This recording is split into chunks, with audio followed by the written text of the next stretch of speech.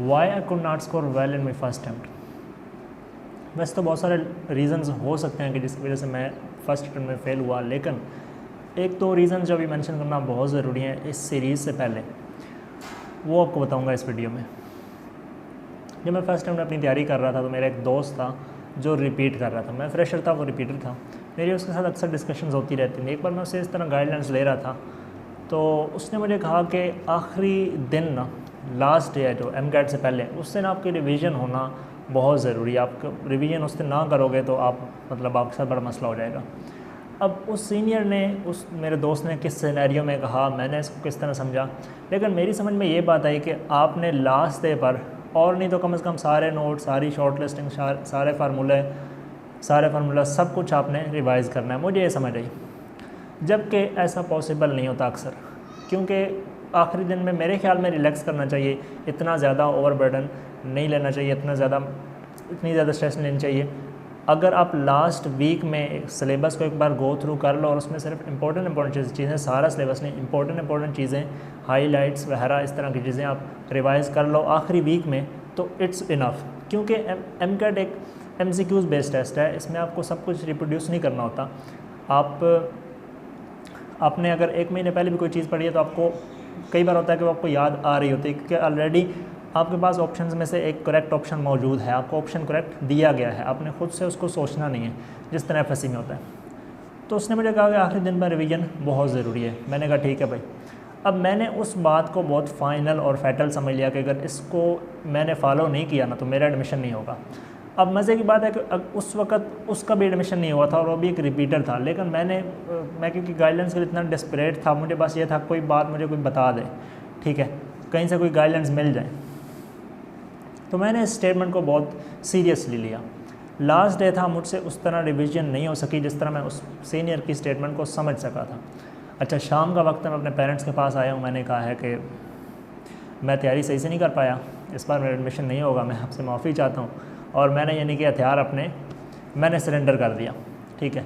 अब अगला दिन मैं टेस्ट देने जब गया हूँ तो मैं टेस्ट इस तरह दे रहा हूँ कि बस मैंने टेस्ट देना है, ठीक है, बस मुझे अब देना ही है, एडमिशन तो होगा नहीं। मैंने अपने ज़हन में बिठा लिया कि एडमिशन होगा नहीं मेरा, क्योंकि मैं तो तैयारी कर ही नहीं पाया, ठीक है। सीनियर ने कहा था कि भाई लास्ट दिन रिवीजन बहुत ज़रूरी है, मैं कर ही नहीं पाया।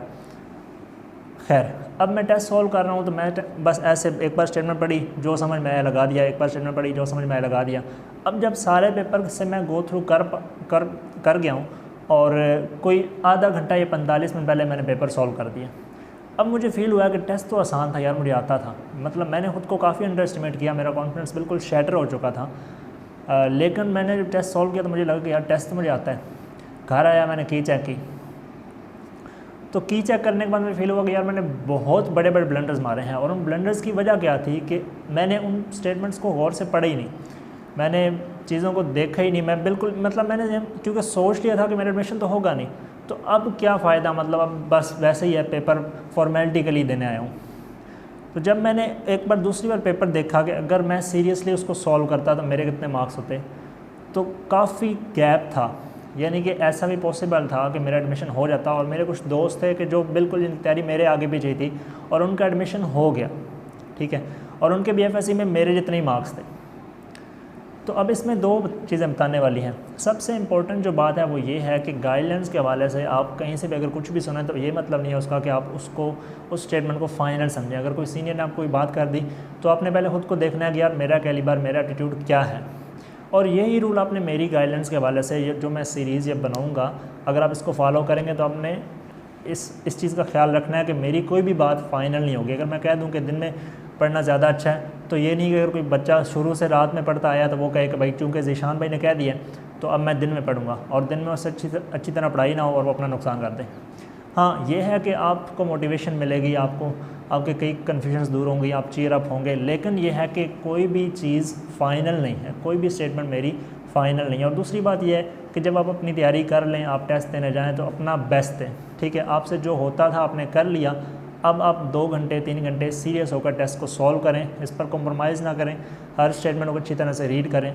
लेकिन इस वीडियो का मेन पर्पज़ ये है कि आपको ये समझाया जाए कि मेरी गाइडलाइंस को फॉलो करना है तो किसी भी गाइडलाइन को, किसी भी बात को, किसी भी स्टेटमेंट को फ़ाइनल और पत्थर पर लकीर नहीं समझना।